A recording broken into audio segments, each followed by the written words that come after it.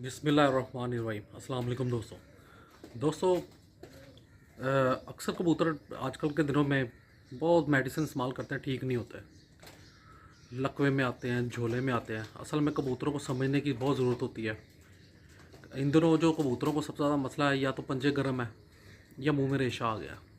पंजे गर्म है तो बुखार है, उसको पानी में थोड़ा सा या फ्लेजर इंजेक्शन 1.5 सीसी ले लें, उसमें 2-3 कतरे ब्रूफिन के डालें, ब्रूफिन सिरप के, वो उसको पिला दें।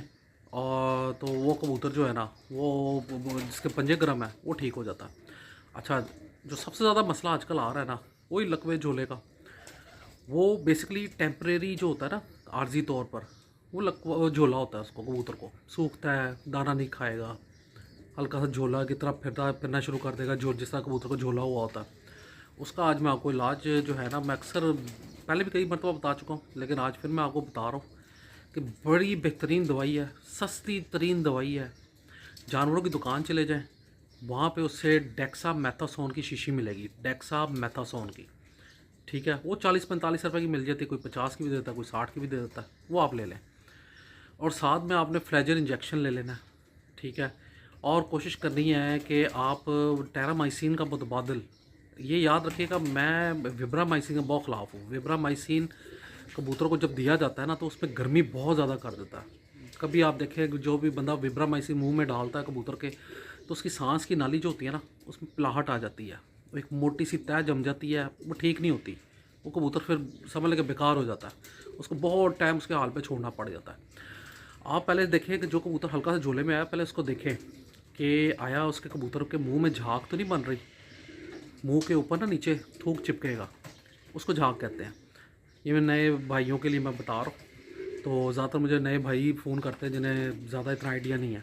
अगर ऐसा मसला है तो आपने क्या करना है कि उस कबूतर को जिसको हल्का सा झोला हुआ है ना, अगर तो झोले की कंडीशन है, मुंह में जो झाग है, आपने पहले फ़ौरन उसकी नाक पे दोनों तरफ मिट्टी का एक कतरा जो तेल का है ना, वो कतरा डाल देना है फ़ौरन।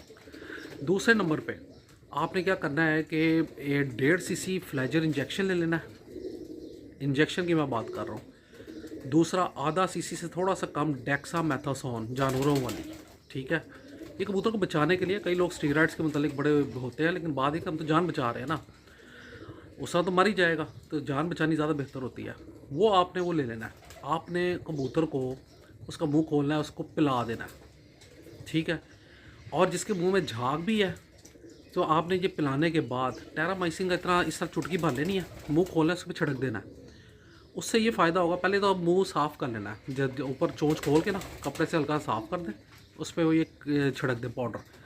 अगर टेरामाइसिन नहीं मिलता, कोई भी आप कैप्सूल ले लें, वो छिड़क दें। ये जो होता है ना कैप्सूल, ये मुंह पे जितना भी होता है ना रेशा, वो फ़ौरन साफ़ करता है। उस कबूतर को आपने 3 से 4 घंटे के लिए अलहदा कर देना है, और 2 घंटे तक उसके सामने ना दाना रखना है ना पानी रखना है, उसको अलहदा कर देना है।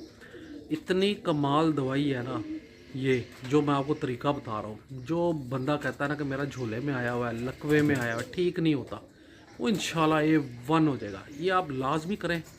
इन दिनों मैं आपको बता देता हूँ, ये तकरीबन अप्रैल का एंड चल रहा है। मैं अपनी जितनी वीडियो बनाता हूँ मौसम के हिसाब से बनाता हूँ। जो मेरी पुरानी वीडियो हैं वो पुराने मौसम के हिसाब से है, और जिस तरह आगे कोई मसला आता जाएगा, मैं आपको फ़ौरन के फ़ौरन उस हिसाब से बीमारी, क्योंकि एक जगह बीमारी शुरू होती है तो सब जगह पर चलती है। तो इंशाल्लाह आप ये करें, आपके कबूतर बिल्कुल फिट हो जाए। बहुत बहुत शुक्रिया।